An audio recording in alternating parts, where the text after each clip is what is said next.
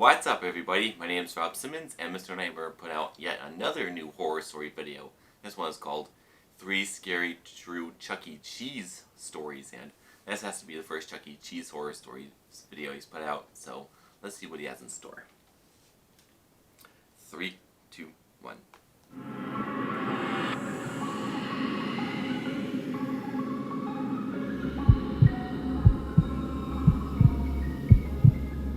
Remember Chuck E. Cheese? That old arcade with the singing animatronics? Of course you do. I just found out they went bankrupt recently. It made me think back to my horrible experience there as a very little kid. Oh no. I was no older than 8 or 9. It was like my third and last time ever at a Chuck E. Cheese. This specific location closed down years ago, but it used to be basically down the street from our old house. My mom took my little brother and I, and she let us roam free and do our own thing and play the games, while she sat at one of the tables reading like most of the other parents. I was playing this clown game where you had to shoot the clown's teeth out with this little cannonball shooter. I was playing the games that would get me the most tickets for the prizes. I finished the game again, and the tickets shot out from the ticket slot. That's when I felt a tap on my shoulder. I turned and jumped in my seat. I was greeted with a giant Chuck E. Cheese mascot in my face. He held out his hand for a high five, and naturally I gave him his high five with a smile. He then pointed at the tickets and gave me a thumbs up. I think I just continued laughing and smiling and said yeah. Then he pointed at the tickets once more and motioned for me to follow him. So I ripped the tickets from the slot and followed the giant mascot. As we walked across the main floor, a couple other kids around like 6 came up to him saying, "Hey Chucky," and he gave them both high fives. I kept following him, wondering if he'd tell the other kids to follow, but he didn't. He would turn back every few seconds to make sure I was still following. Finally, we made it across the main floor by the stage towards this back area, where he waved me to follow him through this employees only door. From what I remember about how I was feeling, let's just say a combination of weird and excited. We entered this narrow hallway, and I felt kind of special for being allowed access back here. Keep in mind, I had the mind and maturity of a very young child. Yeah, The mascot led me to this back room where he motioned for me to enter first, so I did. It was this small changing room type of room. It had a few lockers on one wall and one long bench extending half the length of the room. That was it. He entered the room and shut the door behind us, and I noticed he locked it. That's when I became confused and afraid. I thought he was taking me to get a bunch of free tickets. What could he possibly do in this empty room with me? He approached me, put his furry mascot hand on my shoulder, and then started rubbing from my shoulder to my arm. Then he seemed as though he tried to reach lower with both of his hands, and I pushed him off and yelled, "Stop!" That's when the person in the suit lifted the mask off his head, revealing some sweaty, middle-aged man underneath. He started to remove the rest of the costume from himself as he told me to be quiet. I sat there watching, shaking, and plotting my way for the door. When I thought he was distracted enough by the suit, I tried to run past him for the door, but he grabbed me and told me to stop. He offered me all the free tickets I wanted if I just behaved. I started to yell and pound on the door. He tried to cover my mouth, but I think he gave up when he realized it wasn't worth the risk for him. I unlocked the door and ran back down the hall in tears. I ran back to my mom, yelling at her about what just happened.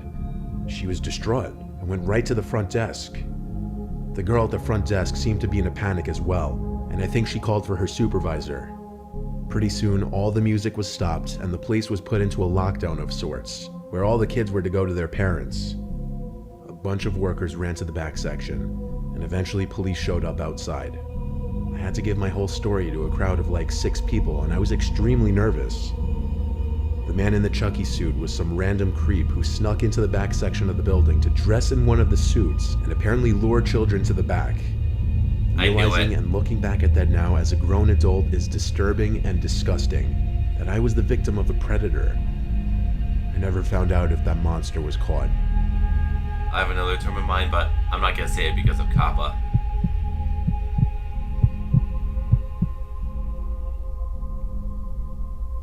I used to work for Chuck E. Cheese very briefly when I was 21 years old. I was one of the janitors/maintenance workers. I know, not very awe-inspiring. I I was broke as hell and needed money. All my job really entailed was cleaning tables and keeping the play areas generally clean.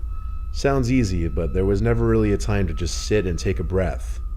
There was always something to clean or take care of. I would also be in charge of turning on and off the animatronics, opening the stage curtains, fixing busted arcade machines, and things of that nature. My shifts would always be later, from like 4 to 10 p.m. My location closed at 8 on weekdays and 9 on weekends. I would stay an hour, sometimes 2 hours after, to get the place in top shape ready for the next day. So this one night, I was working past close like I usually did. Everyone had already left the building, including the other workers, so I was the last one in the building. I was dragging my cleaning cart around the arcade area. I had already turned off all the game machines. I was by that space-themed arcade machine where you had to press the button at the right moment to stop the light on the jackpot bulb. As I was passing by this machine, the space-themed music suddenly emits from the machine at a very loud volume, and all the lights start flashing again. I felt like my heart was in my throat, that's how much it startled me. I fiddled with my keys to access the control port of the machine to turn it off again. I'd never seen anything like that happen before. It suddenly just freaked me out. Only because I was all alone in that big building pretty late at night. This could be like The a weirdness supernatural didn't horror stop story. there though. By this point in the night, I had already shut down the animatronics on the stage.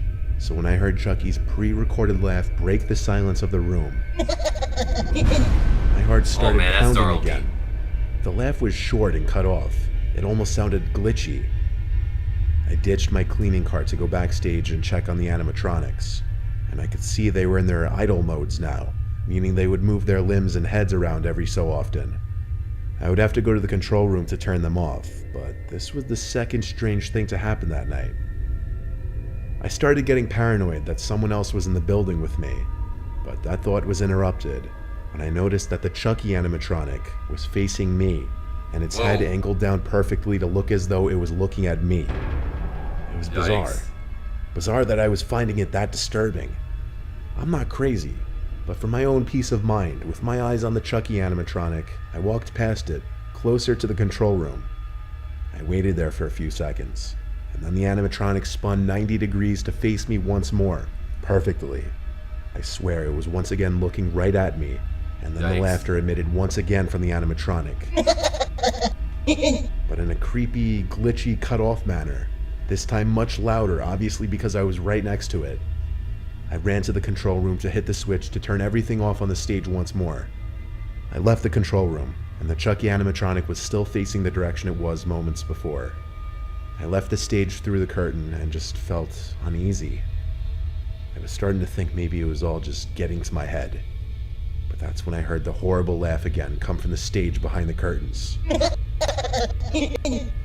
That was the last straw. I took my card, clocked out, and left. I texted my boss the next day that I had to leave early because I was feeling extremely sick. He said it wasn't a problem, but he never mentioned anything about the animatronics being left on. And when I asked him if the animatronics had some kind of motion detecting feature to look at people, he said no, they didn't. I'm not the most superstitious guy, but I firmly believe I wasn't the only presence in that building that night. And I don't mean there was another person in there. An entity. At first I thought it was going to be a break-in horror story, but no, supernatural. I could be wrong. This is a story from my childhood that I don't like to look back on too much. I was 13. My mom brought my two little sisters and I to Chuck E. Cheese one evening. My sisters are 4 and 6 years younger than me, so it was more for them, and my mom just wanted me to come along. My mom was playing games with my sisters, so I went to do my own thing. It was my only time ever at Chuck E. Cheese, so I was trying to play every game at least once. Eventually, a worker in a red polo shirt came up to me. He was in his lower to mid-20s, I'd say. He didn't seem that old. He asked me if I wanted some more tokens. I said, yeah, sure. He told me to follow him. He led me through this sketchy back door, which led to a back exit. I asked him where he was leading me. He said to his truck. He told me not to tell anyone that he had access to all the tokens he wanted and just kept piles of them in his car. I stopped following when I realized he was leading me to his car. I told him my mom would be mad. He tried to push that I follow him a little more, but gave up. Before I walked back inside, he asked for my AIM username, and I gave it to him, always excited for new What? friends on AIM. For those of you who don't AIM? know, AIM was an instant messenger that was all the rage before smartphones and texting really became a thing. I don't Before remember his Facebook? username. All I know, it was something with his name in it, which was Ben. I would sign on to AIM every single night, including that night after Chuck E. Cheese. I signed no. in, and I had a few friends online. Next thing I knew, I got a message from Ben, so I added him to my buddy list. He Is said, this "Hey, also it's a Ben from social earlier." media horror story? I replied, "What's up?" and we started chatting. He chatted with me as if we were good friends already. I asked him how he was able to get all the tokens he wanted, and he said it's easy when you work there. He told me he was going to come to my house that night with a bunch of tokens. I told him, no, it's okay, and he told me, no, it's fine, you live really close to me anyway. I replied, how do you know where I live? And he said he followed my mom's van on our way home. I blocked his account immediately. I was beyond scared. I told my friends about it on AIM. Some of them said I should tell my parents or call the police, but I waited. Maybe he was bluffing. But no, he wasn't. I heard a truck pull up outside through my open window. I looked out the window and saw the black truck that Ben guy was leading me towards earlier. I saw him get out from the truck, and I know he spotted me because he started walking over to my window. I pulled the window in and locked it, and then shut the blind. By that point, he was already halfway to my window, and he was waving his arms at me. I ran to my mom to tell her.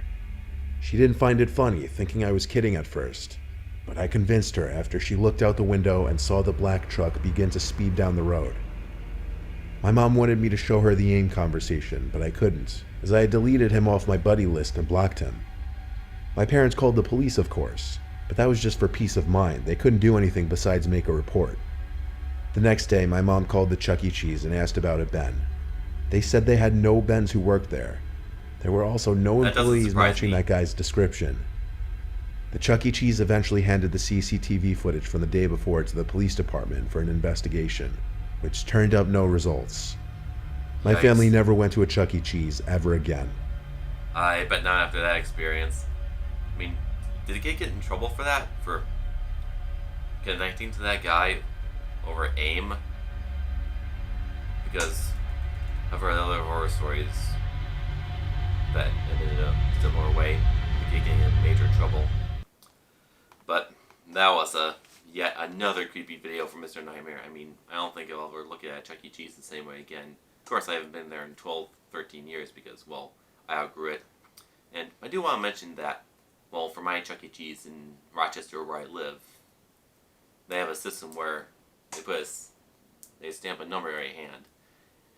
And your parent or guardian would do the same thing because, well, for obvious reasons. I think story 1 was the creepiest for me. I don't know why. It's just because, well, that's sort of a sensitive topic for me. And if you know what I'm talking about, it's for obvious reasons.